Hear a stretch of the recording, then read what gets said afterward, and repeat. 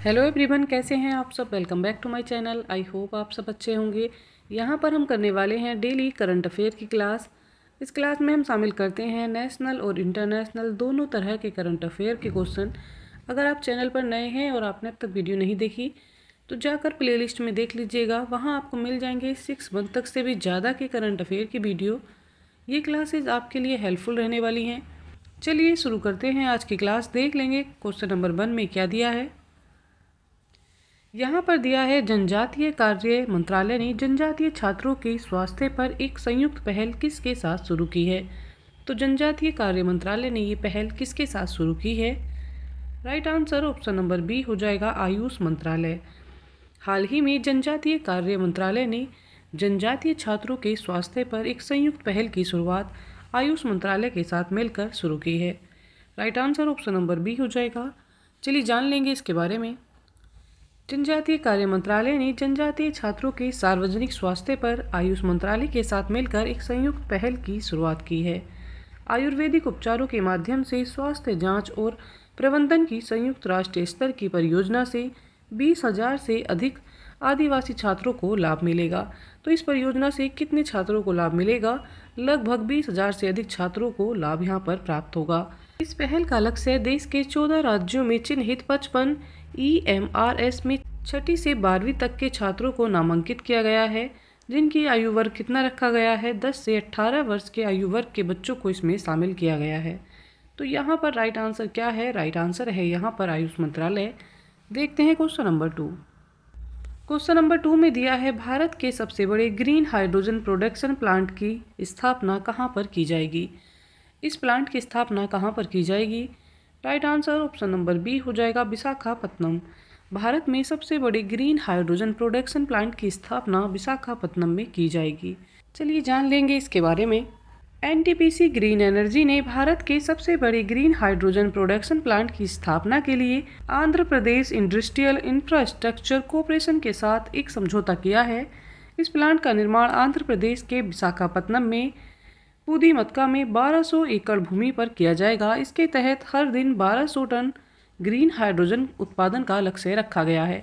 तो कितने हाइड्रोजन उत्पादन का लक्ष्य इसके अंतर्गत रखा गया है। 1200 टन ग्रीन हाइड्रोजन के उत्पादन का लक्ष्य रखा गया है। राइट आंसर यहाँ पर क्या है। राइट आंसर है यहाँ पर विशाखापत्तनम। चलिए देख लेते हैं क्वेश्चन नंबर 3। क्वेश्चन नंबर 3 में दिया है, बैंक ऑफ इंडिया के part time non official director के रूप में किसे नामित किया गया है। तो किसको नियुक्त यहाँ पर किया गया है ये बताना है। Right answer option number B हो जाएगा, MR कुमार को। बैंक ऑफ इंडिया के part time non official director के रूप में MR कुमार को नियुक्त किया गया है। ऑप्शन नंबर जो बी है ये करेक्ट हो जाएगा। चलिए जानते हैं इनके बारे में। पूर्व LIC अध्यक्ष MR कुमार को बैंक ऑफ इंडिया के part time non official director और गैर कार्यकारी अध्यक्ष के रूप में नियुक्त किया गया है। वहीं श्रीनिवासन श्रीधर को इंडिया ओवरसीज बैंक के बोर्ड ऑफ पार्ट के नॉन टाइम ऑफिशियल डायरेक्टर के रूप में नियुक्त किया गया है। एक अन्य नियुक्ति में अवराव मुदन कृष्ण कुमार को UK बैंक का part time non official director बनाया गया है। यहाँ पर आपने जाना किसको किस बैंक का पार्ट टाइम नॉन डायरेक्टर बनाया गया है। यहाँ पर राइट आंसर हो जाएगा MR कुमार। देखते हैं क्वेश्चन नंबर 4। क्वेश्चन नंबर 4 में दिया है, चौथे खेलो इंडिया शीतकालीन खेलों का आयोजन कहाँ पर किया जा रहा है। तो कहाँ पर चौथे खेलो इंडिया शीतकालीन खेलों का आयोजन हो रहा है। Right answer option number B हो जाएगा, गुलमर्ग। चौथे खेलो इंडिया शीतकालीन खेलों का आयोजन गुलमर्ग में हो रहा है। चलिए जान लेंगे इसके बारे में। जम्मू कश्मीर में उपराज्यपाल मनोज सिन्हा ने गुलमर्ग में खेलो इंडिया शीतकालीन खेलों के चौथे संस्करण का उद्घाटन किया। तो जम्मू कश्मीर में खेलो इंडिया गेम के कौन से संस्करण का उद्घाटन किया गया है। यहाँ पर राइट आंसर है चौथे संस्करण का। इस अवसर पर केंद्रीय युवा मामले और राज्य मंत्री निशित प्रमाणिक भी उपस्थित रहे। तो युवा खेल मंत्री कौन है यहाँ पर, इनका नाम है निशित प्रमाणिक। इस खेल प्रतियोगिता में 20 राज्यों के लगभग 1000 एथलीट भाग ले रहे हैं। तो कितने राज्यों के और कितने एथलीट भाग ले रहे हैं। लगभग 20 राज्यों के और 1000 एथलीट यहाँ पर भाग ले रहे हैं। राइट आंसर है गुलमर्ग।